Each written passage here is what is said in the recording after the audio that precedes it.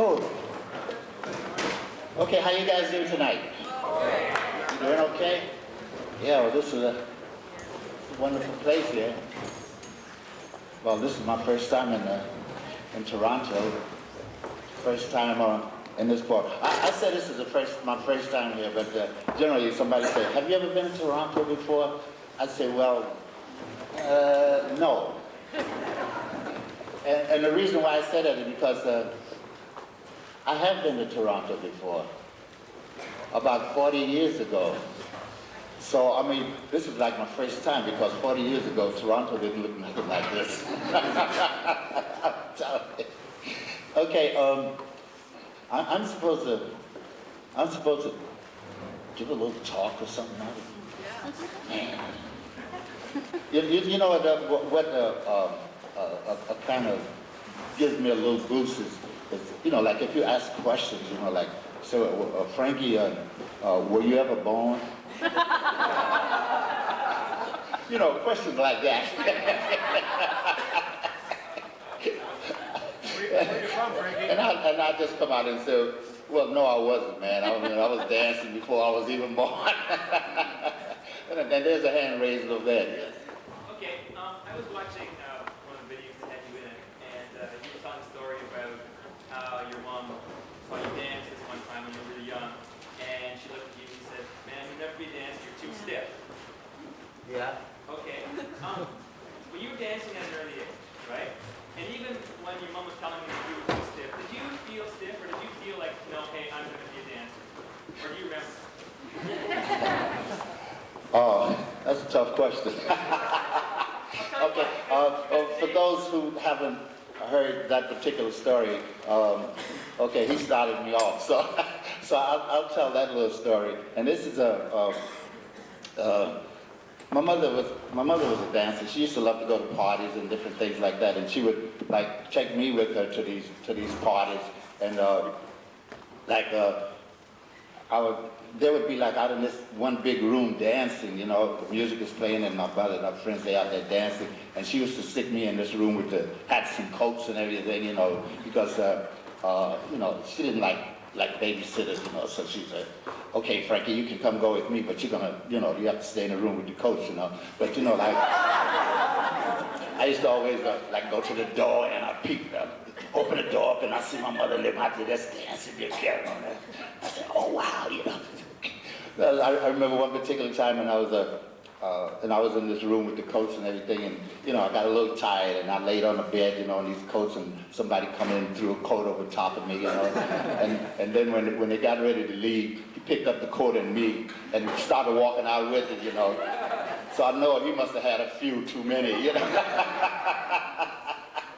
But anyway, getting to the story he was telling, my mother used to belong to this kind of social club. It was like, and she used to go to these social dances. So there was a dance that was going to be given at this ballroom, and she said it was like on a Halloween night. And she said, Frankie, if you would come and help me decorate the ballroom, it was a Renaissance ballroom, which was just up the block from where I lived on 138th Street in New York City. So she said, well, Frankie, if you come and help me decorate the ballroom, I'll take you to the dance tonight. So I said, oh yeah, right, wow, man. So I went and I helped her decorate the ballroom. You know, we put up pumpkins and corn and, you know, all that kind of stuff like for Halloween, you know. And man, I was so excited. I'm going to dance with the big folks with my mother tonight, you know, man. And, man, I helped her decorate the ballroom, and I rushed on home, and I went and jumped in the tub and took a bath without her even asking me to. So, and I took a bath, and I got all dressed, you know, and everything, and I waited for my mother. I said, hey, Mom, you ready to go now? She said, Frankie, the dance is not till 9 o'clock, it's just 7 o'clock. So I said, okay. So I'm sitting waiting, you know, nothing, I'm back to my mother. I said, Mom, ain't it time to go yet? She said, Frankie, you just asked me 5 minutes ago. But you know, like, I was so anxious to go to this dance and everything. So anyway, when 9 o'clock come, my mother and I, I'm walking down the street, you know, and I'm passing my friends. Hey man, I'm going to dance with my mom, man. Yeah, man, I'm going to dance tonight. You know, I was so happy, you know, going to this dance, and I go up in the ballroom, and this big Renaissance ballroom, and it had like an upstairs, had a balcony like upstairs, you know. So my mother set me up upstairs in this balcony, and they were down on the floor dancing. I was up there just, you know, just just bouncing around to the music, just looking at them dancing. I was just having a good time. So eventually my mother came up and she got me. She said, come on down and dance. I said, oh yeah. I'm on that stairs and we get on the floor and I'm dancing, man. Man, to me, I felt like I was, really, doing like they were doing. That's what I thought. So anyway, when the dance is over, my mother walking off the floor, I'm so happy, I just finished dancing with my mom, And she looked down at me and she said, you will never be a dancer. She said, because you're too stiff. Now that devastated me. I mean, I thought I was doing pretty good, but she said I wasn't. So what I did, I said, well, I don't want to be stiff. So I went and bought me some records, and I got a Victrola. Nobody in here knows what a Victrola. You guys are too young. But a Victrola is one of those things where you wind up, you put a record on and you wind it up with your hand, and the record plays, and then before it's over, you have to wind it up again, But anyway, I took this Victrola, and I got a chair and a broom, and I would listen to this music, and I would just try to dance, and get loose, trying to, what I used to say to myself, I said, I'm trying to get unstiff. That was my word. I'm trying. She said, I'm too stiff, but I'm going to get unstiff. And I just started bouncing around. But did it work? I should ask you that. You see me dancing now. Yeah, it kind of worked. And now, to tell you the tail end of that story, maybe about 10 years later, I was dancing professionally in a cotton club, like with Bill Robinson and Cab Calloway, the Nicholas Brothers and all. It's a very big show, and I was dancing in this show with these people. So I invited my mother and some of her friends down to see the show. So she came down, she saw the show. When the show is over, I get dressed and I go out and I ask my mother, I say, hey Mom, how'd you like the show? So she said, it was wonderful. She said, oh, you were great. And so I said to her, I said, am I still too stiff? And she looked at me like, what are you talking about? She didn't remember. I reminded her, I said, when I was a little kid, you told me that I'd never be a dancer because I was too stiff. Now, do you still think I'm too stiff? She says, I don't remember telling you that. So that's the story that this fellow was asking about. But there's a lot of little stories that goes along. I'll tell you the beginning of Aerials, which is a story I like to tell. Air steps, as we call it at that particular time. I was one of my idols was a fellow named Shorty Snowden, and he danced with a girl called Big B. Now Shorty Snowden was about 5'2", and Big B was about 6'2". Now this is true. Shorty was very, like I said, was a small guy, and Big B, she was a big woman, and So, but his was the first professional team to go out and dance because they used to work with the Paul Whiteman and his jazz band back in the 30s. And he had 3 other teams, but he's the first Lindy Hoppers to go out professionally. So Shorty Snowden and Leroy Stretch Jones were my idols, and I used to love to watch them dance. But Shorty Snowden's exit step, now this was before Lindy Hopper was choreographed. What they used to do when they were dancing professionally, but what they did, they danced like as if they were in a contest. Like one team would go out and dance, and another team go out and dance, and another team go out and dance. Each was improvising as they danced. But Shorty Snowden had one particular step that he did all the time, and it was his exit step. Like when he finished all his routine, what he used to do is Big B would pick Shorty Snowden up on her back, and walk up the stage. And he used to get a big hand, because this big woman picking up this little guy, walking off the stage with him. So that used to get a big hand. So, as I say, Shorty Snowden and his group were professionals, and we were part of Whitey's Lindy Hoppers or the Savoy Lindy Hoppers, and we were youngsters coming along, and we were dancing, and we were acquiring a name also, like, okay, these are Savoy dancers, they're very good, man, they're fantastic dancers. And so the word was getting around. So Shorty Snowden said, well, we're better than they are because we're professionals. We've been dancing for a long time, so we're real good dancers, you know. So Shorty Snowden, he challenged Whitey. Now Whitey was like our artistic director. Whitey would go around the Savoy Ballroom and he would pick out dancers who were potential good dancers, and he would mold them into dancers if it was possible. So Shorty Snowden went to Whitey and he said, hey Whitey, I know you got some good dancers here, but I tell you what I'm gonna do. I would like to have a contest with you because I think my dances are better than yours. And I would like to have a contest with any dancers you can pick out. So, I mean, at first, Whitey was very reluctant, you know, because Whitey said, well, yeah, okay, Shorty, we know that you're the best. You can dance, so you don't need to have a contest to prove this, you know. So, but Shorty Snowden said, oh no, we're gonna show the people that how good we are. So we gotta have this contest. So Whitey said, okay. So he said, well, you pick out 3 of your best teams, and we'll have a contest like a couple weeks from now because we're going away, you know, with Paul Whitey. So Whitey picked out 3 teams, which was a young lady named Mildred Cruz, and a fellow named Billy Williams, and Jerome Williams, and Lucille Middleton, and Frida Washington, and some guy named Frankie Manning, you know, so it was 3 teams that were going to dance against Shorty Snowden 3 teams. Now, I figured we're going to have this contest, and I know everybody know all the steps that we did already, you know, so I was telling my partner Frida, I said, hey Frida, you know, I got to find a new step, and I got a little idea. You know that step that Shorty Snowden and Big B do? So she said, which step? I said, you know the one where Big B carries Shorty off on her back? She said, yeah, but I'm not going to carry you off on my back. You forget that, man. So I said, no, that's not what I mean. I said, what I would like to do is, like, for you to get on my back, and I kind of flip you over, and you land in front of me, you know, and we do it like in time with the music, and it would be like a new step, you know. So she said, yeah, that sounds okay. I mean, she was a very brave young lady, let me tell you. She was a pretty brave one, because she didn't have the slightest idea of what she was supposed to do. And neither did I. I didn't have the slightest idea either, because this is something that had never been done. So there was nobody to teach us, say, Frankie, do it like this. You know, there was nobody to say that. So Frida and I lived next door to each other, 5-flight walk-up.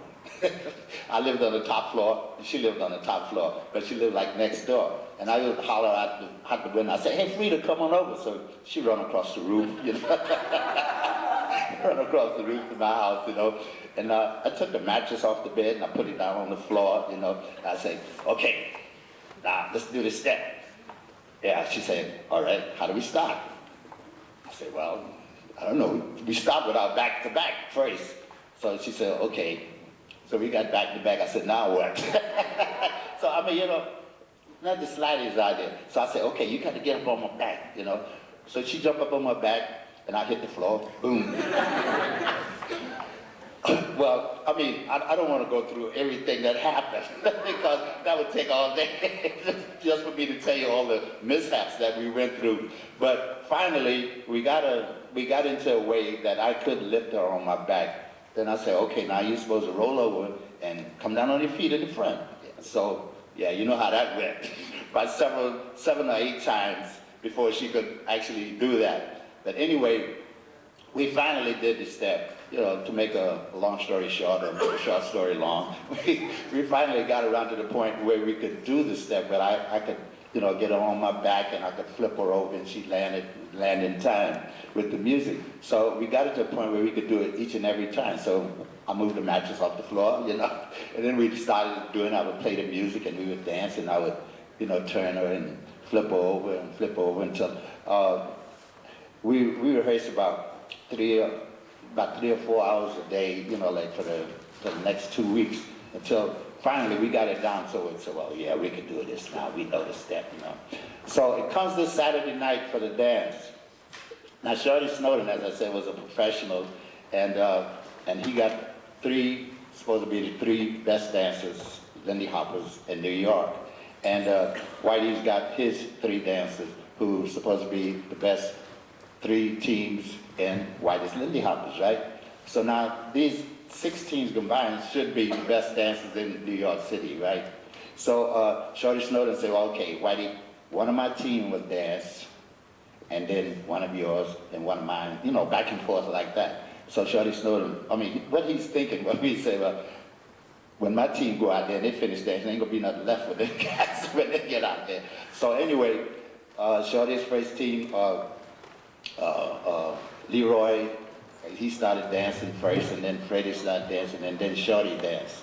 And then our team was Billy, he danced, and Jerome, and then was me. So after all these people have danced, now these are 6 best dancers. Now after all these people have danced, then I was supposed to come. And I just followed Shorty Snowden, who just tore up the house, man. When Shorty Snowden finished dancing, I mean, the people were just clapping and clapping and carrying on, you know. And I said, hey, Whitey, let's just give the contest to Shorty. I mean, I don't want to go out there now because that floor is too hot for me to go out there. So, Whitey said, listen, it's all in fun. Go ahead out and dance. Go ahead. And my partner, Frida, yeah. She said, yeah, come on, let's go on. What the heck, we can dance. All right. I said, yeah, you brave. So anyway, I'm standing up there, you know, shaking in my shoes, getting ready to go out and dance. And Chick Webb, whose band was playing at the time, he leaned over and said, hey, Frankie, what music do you want? So I heard Chick Webb earlier that evening playing Down South Camp Meeting, which I don't know if any of you know of that tune, but anyway, this tune is, you know, it's a nice swinging tune, and it has a lot of breaks that you can do while you're dancing. So I said, hey, Chick, how about playing Down South Camp Meeting? So he said, you got it. So he started playing Down South Camp Meeting, and when he was playing, the music was just started swinging, man, and I was up there. And I started hearing this music. Seemed like that music just hit me in the, was just hitting me, you know. So I just started swinging at the music. I said, yeah, okay, baby, let's go, man. And I swung out on the floor, and me and Frida were just dancing, and it seemed like, has it ever been a time when you felt like everything you do in one day, you know, is right? I mean, like, it seemed like everything you do is just right. It's just hitting just right. It makes you feel so good, you know. But this is what was happening. I was out there dancing, and it looked like everything that I do, if I kick my foot out like that, Chick Webb would hit the drum. I said, yeah, man. Well, then I swing out, and Frida, she'd be twisting around, and Chick would be going, well, this is why she said, I said, oh, wow, go ahead, girl. Man, and we was dancing, and we was having so much fun. You know, I actually forgot that, you know, that I was in a contest, because we were just dancing and looked at everything like Taft Jordan was playing the trumpet. And when I stick my foot out like that, Taft Jordan would hit that trumpet. He said, pew. I said, yeah, man, go ahead, baby, you know. And I was just dancing, and we was swinging. I said, hey, Frida, are you ready to go for this? So she said, yeah. So I said, okay. Man, and I swung Frida out there, and I swung Frida out, and Chick Webb said, and man, and I jumped over here. Chick said, tune, man. And I jumped back, and I grabbed her in the back, and I flipped over, and when she hit the floor, Chick Webb said, tune. I said, yeah. I said, all right, man. And we got back off the floor, and it seemed like when we did the step, you know, just for 1 second, it seemed like there was nothing. There was no noise. I said, boom, and Chick Webb caught that, boom, and I said, yeah. And looked like the people just said, just caught their breath for 1 second, and then all of a sudden the house just exploded. Everybody just started, oh yeah, and then they started clapping and jumping up and down and hollering back, hey, did you see this? Did you see what Frankie just did? Did you see? I said, oh wow, man, this is something, man. I walked off the floor with Freddie, you know, even Shorty Snowden, he came over to me, he said, hey man, that was a great step, where'd you get it from? I said, oh, I got it from you. He said, no, you didn't get that from me, because I don't do nothing like that. So I told him, I said, well, yeah, well, you know that step you and Big do where she puts you on your back and on all that and flip up. I just turned it around a little bit. So he said, oh yeah, that can be done. I said, yeah, I just did it. So that was actually the beginning of aerials. So naturally, you do one aerial, and then everybody else want to do areas, you know. So I figured people started running over to me. Hey, Frankie, that step you did, can you show it to me? So I said, yeah, okay, come on. So I showed him the step, and I figured the next contest, the next Saturday night, everybody's gonna be doing that step, so I gotta find me another one to do. So I created the first 2 aerials, then after that, everybody just started. And what used to happen is that we would go to circuses, you know, just to see what the acrobats in the circuses were doing, you know, say, can we do that in the Lindy Hop, you know? If there's anything that's been thrown somewhere, yeah, they say, well, yeah, we try to do that, you know, in the Lindy Hop. So that was, as I said, that was actually the beginning of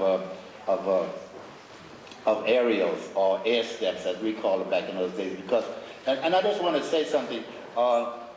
When I first did that, or when I first even thought of the step, I never, you know, it never entered my mind, say, well, this will revolutionize Lindy Hop. I never thought of it like that. I just said, okay, I got another step. You know, it's just like if you say, hey man, show me a Charleston. I say, yeah, okay, this is one Charleston and this is a different one. I just thought of it like that, just another step being born. Not to say that, okay man, listen, this is what's gonna put Lindy Hop into theaters and things. I didn't even realize that, but that is what happened. Also,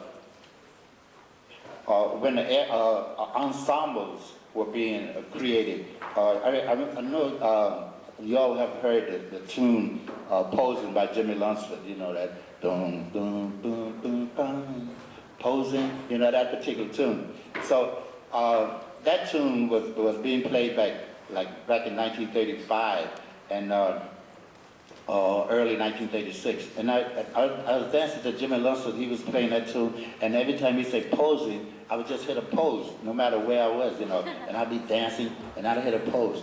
I said, oh wow, this is great, you know, dancing with the music. And I'd hit these poses as I do that. So, but what the idea came to me was that if you're dancing to posing, that this is the only music that you can do that to. But why can't we do it to any music that's being played? Now this is where the first choreography comes in. What I did, I said, well, okay, I'll play a tune. And I started playing another song. And then I would stop, like I would be maybe doing a step or something, and I'd stop right in the middle of that step, and then I'd pick it up on the next beat, and I would stop someplace else. And then I called a friend of mine over. I said, hey, George, come here a minute, man.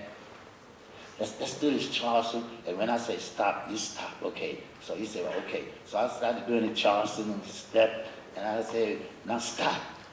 Now start again. I said, when the beat comes, I want you to start again. So him and I, we started this together. And then I called over another thing, was Mickey and Downs, William Downs and Mickey Jones. I said, hey, Downs, hey, Mickey, come over here, man. So what are we gonna do? We're gonna do a couple of shots, and then we're gonna stop. Then we're gonna start again, we do it, start again, and we started doing something else. So then I had 3 teams working together. And Whitey walked up and he saw us doing this. So he says, hey, that looks great. So what is that? I said, well, we're gonna call it the stops. So he said, well, do it again, you know. So we started doing it again, and we started stopping and starting with the music, dancing with the music. But it was not posing. It was just a song that we were doing it to. So after a while, we had about 4 or 5 teams in the line doing the same thing. And that was the beginning of the ensemble work. And that, along with the aerials and ensemble work that we were doing, well, you guys are doing it now. So that's 2 things. There's a question. Yes. How did it get the name the Lindy? How to get the name of what? The Lindy. The Lindy? Okay, this young lady want to know how the Lindy Hop got its name. Shorty Snowden, that you just heard me mention, Shorty Snowden, what we call him the father of Lindy Hop because he is the one that named Lindy Hop Lindy Hop. Before that, at the Savoy, we used to do what we call the breakaway. And it was just a separation of partners, you know, like you'd be dancing and your partner separate, but you would still hold her like in your arms. Okay, Shorty Snowden was dancing in a marathon contest. And like in the evening, when a lot of people were there, Shorty Snowden started doing a lot of little fancy steps, you know, and all that kind of stuff, and he was doing a breakaway and all these kind of stuff. And when a newspaper person came up to Shorty Snowden and asked him to say, "Hey Shorty, what's that you're doing?" So Shorty Snowden tells us that it was a couple of days after Charles Lindbergh had flown the Atlantic Ocean, and the headlines in the paper at that time read, "Lindy Hop the Atlantic." So when this person asked Shorty Snowden what he was doing, he said, "Oh, I'm doing the Lindy Hop." So that's how the Lindy Hop got its name. It's actually named, was a tribute to Charles Lindbergh, who flew the Atlantic Ocean. I guess a lot of you know, you don't know, you know that from history. I mean, you're reading it in books. No, ain't nobody here that I guess I'm about 3 times older than the oldest person in here. Anyway, but that is the way that Lindy Hop got its name. What is the difference between Jitterbug and Lindy Hop? What's the difference between Jitterbug and Lindy Hop? Okay, excuse me, may I ask you your name? Ada. Ada? Do you have a short name? Do they call you anything else? Yes, they call Besides me Ada? Okay, the young lady asked, what's the difference between Jitterbug and Lindy Hop? Now, I've heard this question been asked so many times. Now, my name is Frank. Everybody calls me Frankie, but I'm the same guy. Lindy Hop, Jitterbug, it's the same dance. There isn't any difference. It's just a change of name. Like back in the 30s, in the mid-30s, we were doing the Lindy Hop, and in the mid-30s, now this is what I heard. I mean, I'm not saying this is the way that the word Jitterbug got around, because I don't know who was the first one to coin the phrase Jitterbug. I don't know who it was. But I do know that we were doing a Harvest Moon Ball, and they used to take like newsreels of the Harvest Moon Ball, and the commentator doing this newsreel say, "Look at those jitterbugs go." Now they were all Lindy Hoppers. This was the Lindy Hop contest. But he just said, "Look at all those jitterbugs go." Now that's the first time I heard the word, but I'm not saying that was the first time it was ever spoken. But that's the first time I heard it. And also, we did a show in New York. It's called Swinging a Dream, which was a takeoff on Midsummer's Night Dream. You know, the Shakespearean thing, Midsummer's Night Dream. And we did a thing that's called Swinging a Dream. Now, we were dressed up like lightning bugs. We had a lot of lights on us and things, and we was like in the forest. And we used to, you know, like we would jump out the forest and we would start dancing. And what they called us was jitterbugs. They say those were the jitterbugs because of these lights that would flicker on and off. But we were doing Lindy Hop routines and things like that. And that was another time that they used the word jitterbug. Like during the mid-30s, the word jitterbug came out, but it only applied to Lindy Hoppers. So there's no difference between jitterbug and Lindy Hop. There's no dance that's a jitterbug. There's a name of the Lindy Hop that's called, just change. Just like if your name is William and they call you Bill, you know. Yes? I'm Could you curious, stand up, please? can you tell us about how you got back into dancing and some of the things you've done since, like in your more recent years? Well, yeah, I got back into dancing around about 1985. There was this young couple, Aaron Stevens and Stephen Mitchell. Hello? When did you stop? When did I stop? Yeah. Oh, when did I stop dancing? I stopped dancing in about 1954. Why? I kind of retired in 1954, and the question is, why did you stop? Okay, I stopped dancing in 1954 because, well, I got married and I had a family, and I was always, you know, I wanted to work, so I was always out of town. Now, I could just do so much work in New York City. I could, you know, work at a nightclub, I could work at a theater, and I'd be there maybe for 1 or 2 weeks. But then I'd get a job like out of town, and I'd be gone for a couple of months, you know. So my wife put her foot down. She said, either you stop dancing or you lose me. So I stopped dancing. Well, that's not exactly true. I mean, she didn't say it like that, but she didn't say you better stop dancing. No, but you know, the dancing was getting a little slow, and there wasn't much work, and any time there was work, I did have to go out of town in order to do it. So as I said, I was trying to bring up a family, so I got a 9-to-5 job. Not really a 9-to-5 job. I got a 4:30 to 12 o'clock job in the post office. I was working in the post office. I worked in the post office, well, a short period of time. When I went into the post office, I said, well, I'm not going to be here. I'll be here I'll be out here in 2 minutes, you know. So I stayed, say, 30 years. You know? so I worked in the post office for 30 years. And in 1985, Aaron Stephen and Stephen Mitchell, they came to me and they asked me if I would, you know, like teach them how to do the Lindy Hop. You know, at first, you know, I say, oh no, man, I don't do that anymore.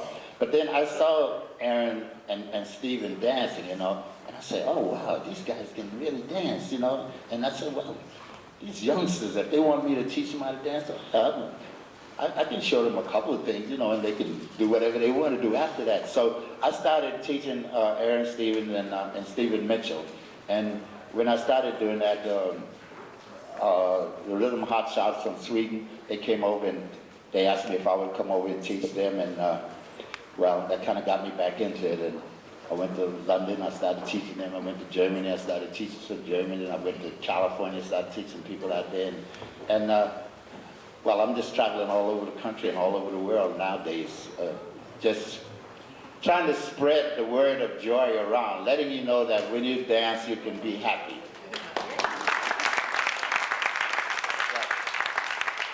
Yes? Who's the greatest dancer you've ever seen? Greatest dancer? When you say greatest dancer, Your definition. you mean Lindy Hopper or just a dancer, period? Just a dancer? Okay. There's a lot of great dancers. I've seen quite a few dancers in my day, and probably some you never even heard of. There was a trio of dancers. They were called a flash act. And I don't know if anybody here ever heard of the Three Berry Brothers. Anybody ever heard of the Three Berry Brothers? They were the, what shall I call it? Perennial rivals of the Nicholas brothers. The both of them did the same type of thing, only the Berry brothers was a little older than the Nicholas brothers. They always had this thing going between them because the Nicholas brothers, you know, the Nicholas brothers run upside the wall and, you know, do backflips and all that and jump over bandstand. Well, before I ever seen the Nicholas brothers do that, I worked with the Berry brothers. And I've seen them do these kind of things, you know, like flips and spins and I kind of got an inspiration from these guys because I happened to see them one night at the Cotton Club. They were like this, like say for instance, there's a band here, right? And there's a short stage, like in back of the band, back up over the band, where like showgirls would walk around just to show off the costume. It wasn't much of a dancing room, but it was just a little bit of space there. And I happened to see the Berry brothers jump over the band onto the stage until it split. And I got the brilliant idea that I could do something like that.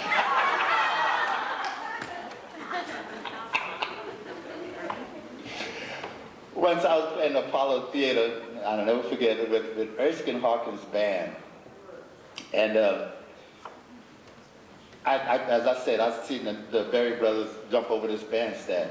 So this one day, I said, I'm gonna jump over the bandstand today, this day. So, I mean, I didn't have the facilities that they did. What I had to do was, like, I was backstage, and I would run like from backstage and place my foot on a chair, you know, and give me momentum to leap over the band, right? So this is what I was doing. I ran from backstage, and I put my foot on a chair, and I leaped over the band. Only thing, I didn't clear the whole band.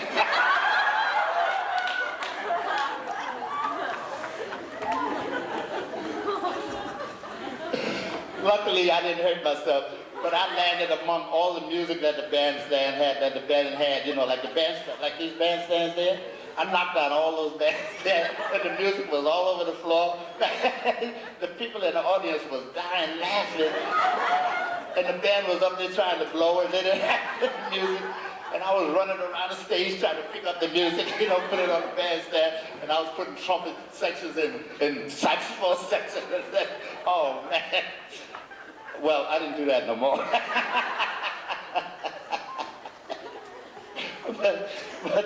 but yeah, like I said, the Nicholas, the Berry brothers were like the dancers I used to love to watch most of them because they were very exciting. They had one of the fellows, Adonai Berry. He was the oldest of them. But this guy, he could spin. He spin on a dime, boy, and give you 9 cents change, man. I'm telling you, he do one of these spins. They used to do something we call a strut, and they used to use the canes a lot. They could do jump over the canes, you know, and into splits and all that kind of stuff like that. They were fantastic. But as I said, they were not tap dancers, and the Nicholas brothers were tap dancers. Now the Nicholas brothers is my next favorite. But I mean, I'm very friendly with Fayard and Harold. I know them very well, but I was also very friendly with the Nicholas brothers. With the Berry brothers. But as I said, I used to hang out with the Berry brothers all the time, so we became very, very close, you know. So those are my two favorite dance acts. Yes? Can you tell us something about what the Savoy Ballroom was like in its height, in its heyday when you were dancing there? Oh, the Savoy Ballroom in its heyday, that was something else. The Savoy Ballroom was, now if you can picture this, Savoy Ballroom was like a whole block length, you know, like from 140th Street to 141st Street. That's how long the bandstand, the dance floor was. And it was like 1 block wide. So it was a block long and a block wide. So the ballroom itself, the dance floor, now if you can picture this, the dance floor could hold about 2,000 people dancing. And the first time I ever went to Savoy, and I saw all these people out there on the floor, it looked like every single one of them were doing the Lindy Hop, you know. You just see them heads bouncing up and down, and I said, wow, and the music was just playing, you know, just this fantastic swing music. And as I said, it looked like everybody, I don't say everybody was, but that's the way it seemed to me, because it looked like everybody was swingers, you know. And the band was, they was at the Savoy, they had like 2 bandstands. They had what we call bandstand number 1 and bandstand number 2. And the best band would always play on bandstand number 1, and you know, the second best was on bandstand number 2. Now what would happen, like say for instance, they had, at one particular time, they had like Chick Webb's band, which was a big name band at that time, and Teddy Hill's band. Now both of these bands were 16-piece band, both of them, 16 pieces. Now Chick Webb would be playing, and when he's playing his last number, Teddy Hill's band would come onto the bandstand, and Teddy Hill's band would start playing the same number that Chick Webb's band is playing. So now you have 2 bands playing the same tune. But what would happen is that Chick Webb's band would just kind of die out, and Teddy Hill's band would continue to play. So we always had continuous music. Live music. I'm not talking about tapes or CDs. I'm talking about a live band. If you went to see a big band now, or if you went to see a little band, it would cost you something like, what, $150 or something? And you couldn't even dance, right? All you could do is just sit there and listen to them. Back in those days, 35 cents. 35 cents is what we paid to go into the ballroom. And on Tuesday night, ladies could get in for free. So you know, there was a lot of guys there that night. because there was a lot of women there that night. Tuesday nights, the ladies could go for free. And as I said, the guys could get in for 35 cents, and you could dance to a live band, 2 live bands. And they would play like from 9 o'clock at night to 4 o'clock in the morning.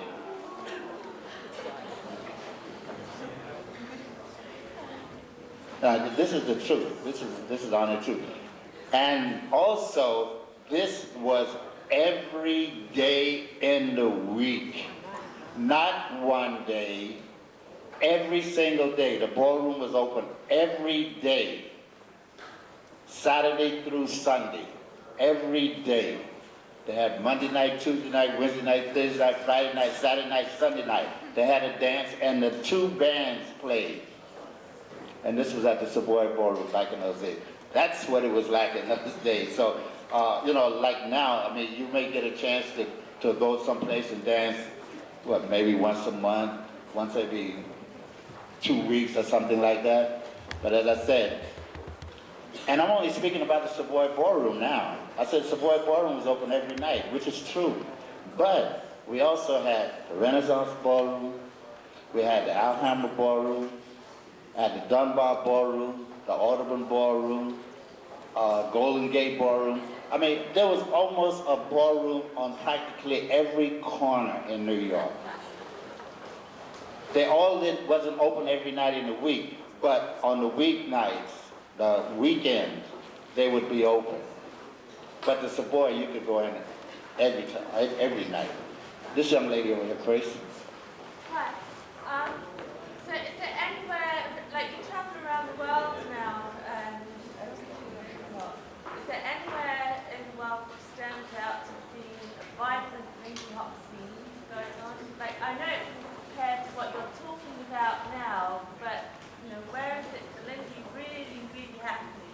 Okay, I just say, I know in London, like when I went to a Lindy club there, everyone was dressed up to the nines and all the gear and everything. So. well, I visit Stockholm every year, and I do workshops in Stockholm as Stephen Mitchell, Aaron Stephen, Rob Van Haren. I don't know if you know all these names, but all the big-time Lindy Hop teachers, we go to Harang every year, and they have a 4-week camp, and they have swing every single night.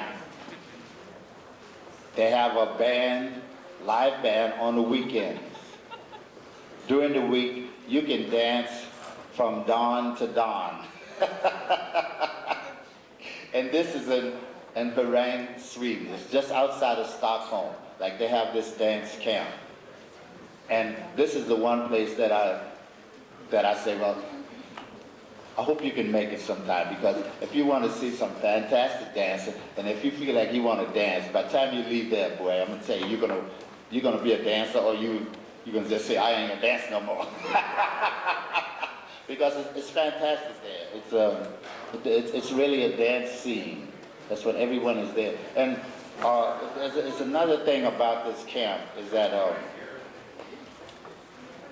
they have people from all over the world that come there, that come to Sweden. Well, I'll just say this little story.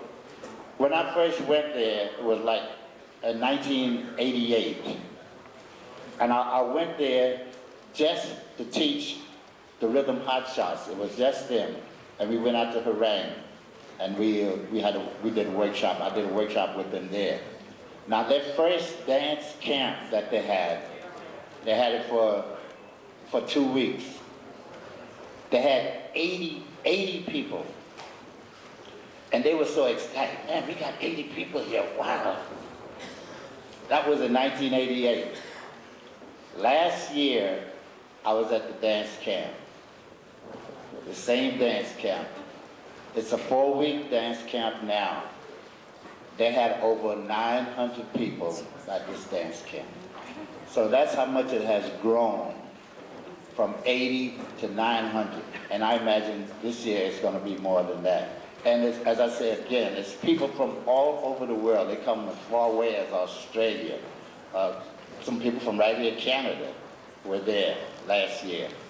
They come from all over the world. And there's a lot of them that can't even speak English. But as long as they can move their feet and they can see you move your feet, the language is universal. And that's what I say about dancing. It's a universal language. You don't have to be able to talk verbally or speak, the language. As long as you can speak with your feet, that's it. So I always say that dancing is a thing for everybody, for everyone. I don't care where you're from. I don't care whether you're young or whether you're old. You can do it. So do it. Yet.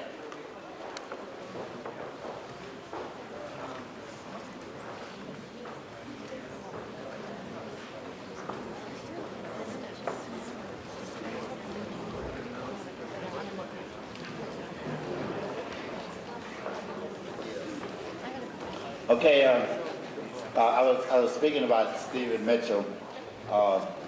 Stephen Mitchell is one of the up-and-coming stars. I mean, this cat is fantastic. I'm telling you. I mean, I know quite a few of you have taken classes with him, and I say he's fantastic. And I always said, I said, Steve, man, when I grow up, I want to be just like you. Because Stephen's getting, I mean, he can dance, man. I mean, and Stephen is Stephen. I mean, he can do some steps that I do, but he can do it better than I used to do it. So yeah, he's something. And as Simon was just telling me, he's coming in. He's going to be here in April, and the young lady that's going to be assisting him is the one who won the World Federation Lindy Hop Championship in Oslo, Norway last year. So you're going to have a very, very exciting time here. And if you go to Stephen's classes, I just want to tell you, you better rest up a couple of weeks before. Because when he gets through with you, boy, you're going to say, oh, wow, man. Because he can really wake you out, I'm telling you, get a real workout. If there are no more questions, I think we're going to have to close shop. Yes? Yeah, Frankie, I'd like to know, in that era that you're talking about back in the 1930s, 40s, did people move better than they do now? And if they did, was it the music that sort of brought them along? And I want you to finish the question with, how would you suggest we move better? Well,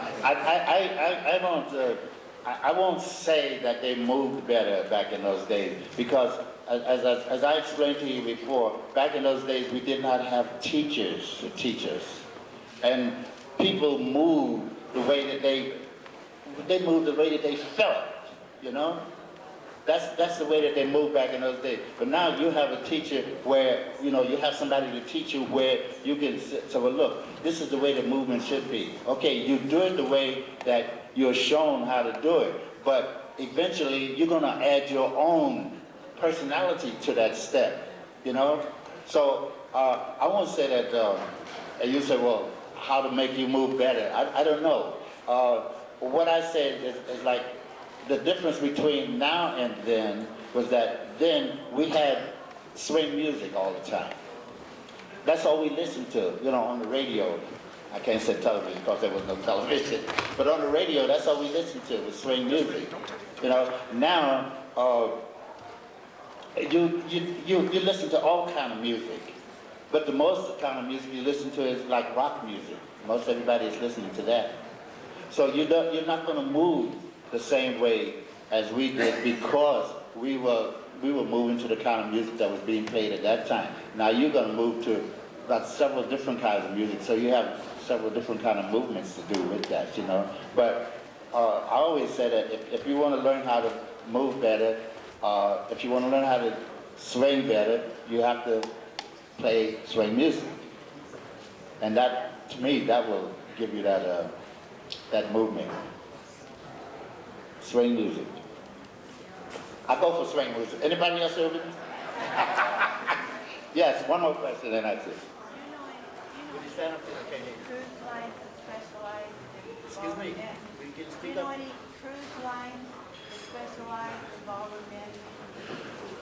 There's a, All through the cruise, they just But there's some cruise lines that do specialize in ballroom dancing, and they have like big bands that play on these cruise lines. I think the Norwegian cruise line, they have a big band cruise that I think it's a 2-week thing.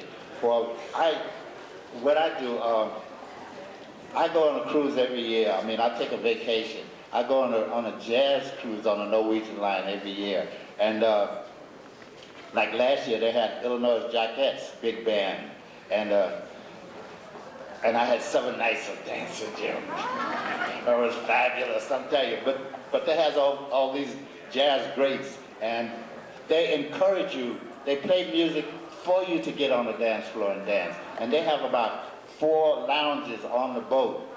And you can go to each one of these lounges, and each one of the lounges have a dance floor. It's not a huge dance floor like this, but they do have a dance floor, and the music is playing for you to dance. So that's my vacation. I go on a cruise, and I dance all week. So, okay, thank you all for coming out. Thank you very much.